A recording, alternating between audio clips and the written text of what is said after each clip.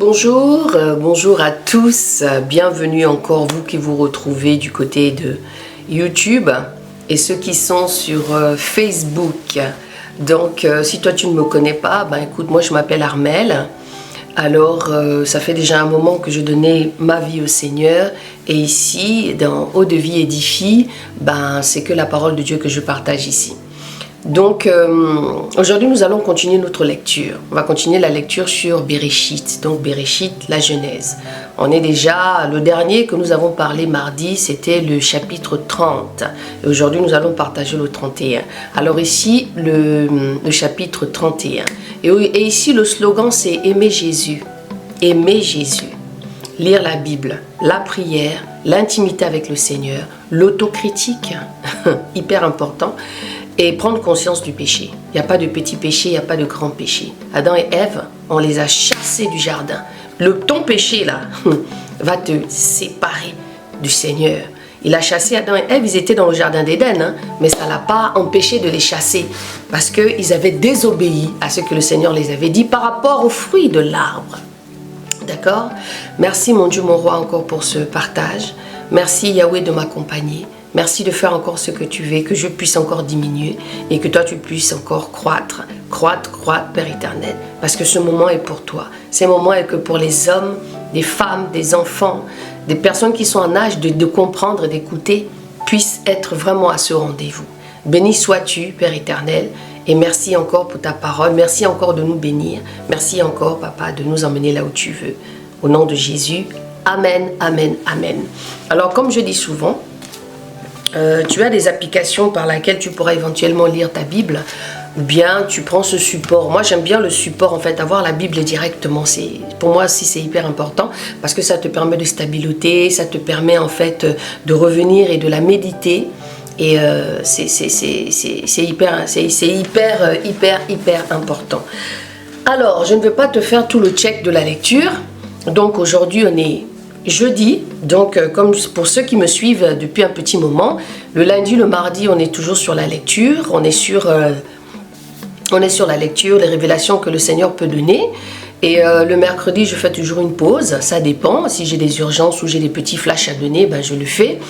Et le jeudi, on continue la suite de la lecture. Le vendredi, logiquement, je donnais un témoignage, sauf que je ne fais plus des témoignages pour le moment jusqu'à nouvel ordre. Donc, c'est-à-dire que le vendredi, donc demain, je fais tout simplement le point de la lecture que nous avons lue. Et voilà, et je me laisse guider de comment le Seigneur m'emmène à ce moment-là. Et le samedi, on a une prière pour toi. C'est une prière libre, d'accord? Ça, c'est samedi, hein. C'est une prière libre que le Seigneur me donne. Une prière inspirée et puis je prie pour tout le monde. Donc tu peux aller regarder parce qu'il y a vous aussi qui êtes sur YouTube. Et le vendredi soir maintenant, à partir de demain, il y a le groupe de prière qui se met en place. Donc si ça t'intéresse, tu as un numéro de téléphone ici ou un mail sur YouTube pour pouvoir y participer. Voilà, donc sans plus tarder, on va se laisser guider à la lecture.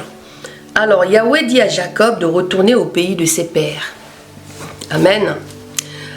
Donc on est au chapitre 31 de Bereshit.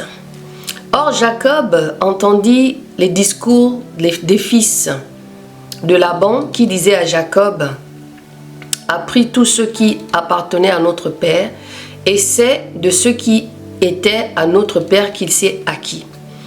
Toute cette richesse, Jacob regarda le visage de Laban et voici, il n'était plus à son égard comme auparavant. Alors Yahweh dit à Jacob: retourne au pays de tes pères et vers ta parenté, et je serai avec toi. Jacob fit appeler Rachel et Léa, qui étaient au champ, vers son troupeau, et leur dit: je vois au visage de votre père qu'il n'est plus envers moi comme il était auparavant. Toutefois le Dieu de mon père a été avec moi. Vous savez que j'ai servi votre père de tout mon pouvoir, mais votre père s'est moqué de moi et a changé 10 fois mon salaire. Mais Dieu ne lui a pas permis de me faire du mal. Quand il disait: les tachetés seront ton salaire, alors toutes les brebis faisaient des agneaux tachetés. Et quand il disait: les marquetés seront ton salaire, alors toutes les brebis faisaient des agneaux marquetés. Ainsi Dieu a ôté votre père son bétail et me l'a donné au temps où les brebis entraient en chaleur. Je levai mes yeux et vis en songe que les boucs qui couvraient les brebis étaient rayés, tachetés et marquetés. Et l'ange de Dieu me dit en songe, Jacob. Et je répondis, me voici. Il dit, lève maintenant tes yeux et regarde tous les boucs qui couvrent les brebis sont rayés, tachetés et marquetés. Car j'ai vu tout ce que te fait Laban. Le Dieu là, c'est le Dieu de justice. Je suis le Dieu de Bethel, où tu oignis la pierre que tu dressas pour monument, où tu me fis un vœu. Maintenant lève-toi, sors de ce pays et retourne au pays de ta naissance. Alors Rachel et Léa lui répondirent et dirent, avons-nous encore quelques portions et quelques héritages dans la maison de notre père? Ne nous a-t-il pas traités comme des étrangères, car il nous a vendus et même il a mangé notre argent, car toutes les richesses que Dieu a ôtées à notre père nous appartenaient. Ainsi qu'à nos enfants maintenant, donc fais tout ce que Dieu t'a dit. Ainsi Jacob se leva et fit monter ses enfants et ses femmes sur des chameaux. Il emmena tout son bétail et tous les biens qu'il avait acquis et tout ce qu'il possédait et qu'il avait acquis à Padam Aram pour aller vers Isaac, son père, au pays de Canaan. Or, comme Laban était allé tondre ses brebis, Rachel déroba les téraphins de son père. Et Jacob trompa l'esprit de Laban, le Syrien. Laban était Syrien. Et ne l'avertissant pas de son dessein, parce qu'il s'enfuyait. Il s'enfuit avec tout ce qui lui appartenait. Il se leva, passa le fleuve et se dirigea vers la montagne de Gaalad. Le troisième jour, on rapporta à Laban que Jacob s'était enfui. Alors il prit avec lui ses frères et il poursuivit 7 journées de marche et l'atteignit à la montagne de Gaalad. Mais Dieu apparut à Laban, le Syrien, en songe la nuit et lui dit, garde-toi de parler à Jacob, ni en bien, ni en mal. Quand on vous dit que Dieu là c'est le Dieu de justice, il ne peut pas permettre quand tu es juste à ce qu'on te fasse n'importe quoi. Laban donc atteignit Jacob. Jacob avait dressé ses tentes sur la montagne et Laban dressa aussi les siennes avec ses frères sur la montagne de Gaalad. Et Laban dit à Jacob, qu'as-tu fait? Tu as trompé mon esprit? Tu as emmené mes filles comme des prisonnières de guerre. Pourquoi as-tu pris la fuite secrètement? M'as-tu trompé et ne m'as-tu pas averti? Car je t'aurais laissé partir avec joie et avec des chansons. Où sont des tambours, au son des tambours et des harpes? Tu ne m'as pas laissé embrasser mes fils et mes filles. Je vais juste m'arrêter 2 minutes pour vous expliquer un peu c'est quoi les téraphim. Les téraphim étaient des idoles utilisées dans un sanctuaire de maison ou dans un lieu de culte. Donc Laban ne connaissait pas Jésus en fait, donc lui il priait ses dieux, hein? Donc il était idolâtre quoi, voilà. Il faisait de l'idolâtrie sur des statuettes quoi, des choses qui ne sont pas vivantes. Et c'est ce que Rachel a pris. Pourquoi? Je ne sais pas. Donc on continue la lecture. Pas laisser embrasser mes filles et mes filles, mes fils et mes fils. C'est en insensé que tu as agi. J'ai en main le pouvoir de vous faire du mal. Mais le Dieu de votre père m'a parlé la nuit passée et m'a dit, garde-toi de parler à Jacob ni en bien ni en mal. Maintenant que tu es parti parce que tu languissais après la maison de ton père, pourquoi as-tu dérobé mes dieux? Voilà, c'était les dieux de Laban. Lui, son Dieu, ce n'était pas le Dieu d'Abraham ni de Jacob. Lui, son Dieu, c'était ses téraphim. Jacob répondit et dit à Laban, je me suis enfui parce que je craignais. Car je me disais qu'il fallait prendre garde que tu ne me ravises tes filles. Mais celui chez qui tu trouveras tes dieux ne vivra point en présence de nos frères. Examine s'il y a chez moi quelque chose qui t'appartienne et prends-le, car Jacob ignorait que Rachel les avait dérobés. Alors Laban entra dans la tente de Jacob et dans celle de Léa et dans la tente des 2 servantes, et il ne les trouva point. Et étant sorti de la tente de Léa, il entra dans la tente de Rachel. Mais Rachel avait pris les téraphim, les avait mis dans le bas d'un chameau et s'était assise dessus. Et Laban fouilla tout à toute la tente et ne les trouva point. Elle dit à son père que mon Seigneur ne se fâche point de ce que je ne puis me lever devant lui, car j'ai ce que les femmes ont coutume d'avoir. Et il fouilla, mais il ne trouva point les téraphim. Et elle était maligne, hein, vraiment, cette Rachel-là. Elle les a cachés au-dessus d'elle et a commencé à dire à son père, bon, je suis désolée, par respect, elle aurait pu se lever pour le laisser fouiller, mais elle est restée assise. Tout simplement parce qu'elle était assise sur les téraphim là, pour ne pas que son père puisse les trouver. Donc elle lui raconte que voilà, qu'elle a ses menstrues tout simplement, qu'elle a ses règles, donc elle ne peut pas se lever. Et lui, bon, il n'a pas tenu compte de ça.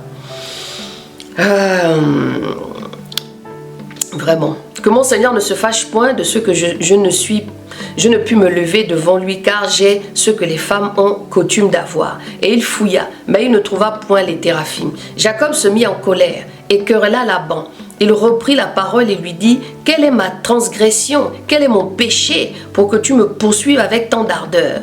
Car tu as fouillé tous mes effets, qu'as-tu trouvé des effets de ta maison? Mets-les ici, devant mes frères et les tiens, et qu'ils soient juges entre nous deux. Voilà 20 ans que j'ai passé chez toi, tes brebis et tes chèvres n'ont point avorté. Je n'ai point mangé les moutons de tes troupeaux. Je n'ai point rapporté des bêtes déchirées par les bêtes sauvages. J'en ai moi-même subi la perte, et tu redemandais de ma main ce qui avait été dérobé, de jour et ce qui avait été dérobé de nuit. Le jour, la chaleur me consumait, et la nuit, le froid, et le sommeil fuyait de mes yeux. Voilà 20 ans que j'ai passé dans ta maison, 14 ans pour tes 2 filles, et 6 ans pour tes troupeaux. Et tu m'as changé 10 fois mon salaire. Si je n'avais pas eu pour moi le Dieu de mon père, le Dieu d'Abraham, et celui qui craint Isaac, certes, tu m'aurais maintenant renvoyé à vide. Mais Dieu a regardé à mon affliction. Amen. Amen, amen, amen. Merci Seigneur pour ta parole. Et le travail de mes mains, et il t'a repris la nuit passée. Laban répondit à Jacob et dit, ces filles sont mes filles, et ces enfants sont mes enfants, et ces troupeaux sont mes troupeaux, et tout ce que tu vois est à moi. Et que ferai-je aujourd'hui à mes filles et aux enfants qu'elles ont enfantés? Maintenant donc viens, faisons ensemble une alliance, et qu'elle serve de témoignage entre moi et toi. Jacob prit une pierre et il la dressa pour monument. Jacob dit à ses frères, ramassez des pierres, et ils prirent des pierres et ils en firent un monceau, et ils mangèrent là sur ce monceau. Laban l'appela Jégar Saaduta et Jacob l'appela Galed Laban. Et Laban dit, ce monceau sera aujourd'hui témoin entre moi et toi. C'est pourquoi il fut nommé Galed, poste d'observation. Il fut aussi appelé Mipspa, parce que Laban dit que Yahweh veille sur moi et sur toi, quand nous serons l'un et l'autre perdus de vue. Si tu maltraites mes filles, si tu prends une autre femme que mes filles, ce n'est pas un homme qui sera témoin entre nous. Prends-y garde, c'est Dieu qui est témoin entre moi et toi. Laban dit encore à Jacob, regarde ce monceau et considère le monument. Considère le monument que j'ai dressé entre moi et toi. Que ce monceau soit témoin et que ce monument soit témoin et que je n'irai pas vers toi au-delà de ce monceau. Et que tu ne viendras pas vers moi au-delà de ce monceau et de ce monument pour me faire du mal. Que le Dieu d'Abraham et le Dieu de Nachor, le Dieu de leur père juge entre nous. Mais Jacob jura par celui qui craignait Isaac, son père. Jacob offrit un sacrifice sur la montagne et invita ses frères pour manger du pain. Ils mangèrent donc du pain et passèrent la nuit sur la montagne. Laban se leva de bon matin, embrassa ses fils et ses filles et les bénit ensuite. Il s'en alla. Ainsi Laban retourna chez lui. Amen, amen, amen, amen, amen, amen, amen. Ouh, béni soit le Dieu. Ah là là là là là là. Je vous laisse méditer. J'ai seulement envie de vous dire, j'ai envie de te dire à toi, toi qui souffres depuis des années, toi qui crois que ta maladie là, il n'y a personne qui peut te soigner, toi qui crois que tu ne pourras plus marcher, toi qui crois que tu ne pourras plus enfanter. Ah, par Par le nom de Jésus, parce qu'il a dit qu'en son nom, on va guérir les malades. En son nom, on va ressusciter les morts. En son nom, on va prier, on va ressusciter les morts. On va chasser les démons des corps en son nom. Et en ce moment même, j'ai la foi. Car Dieu m'a rempli de son amour. Il m'a rempli de sa compassion pour toi. Donc en ce moment même, je prie pour ceux qui t'empêchent aujourd'hui d'enfanter, ou bien de te rapprocher de Dieu. Au nom de Jésus, je déclare la santé dans ton corps. Je déclare que tout ce qui est en toi puisse se raviver maintenant. Que la puissance du Saint-Esprit, que le nom de Jésus que j'invoque puisse maintenant te raviver, te restaurer. Au nom de Jésus de Nazareth. Soyez bénis et on se retrouve demain pour juste un point par rapport à cette lecture. Donc je vous dis à demain.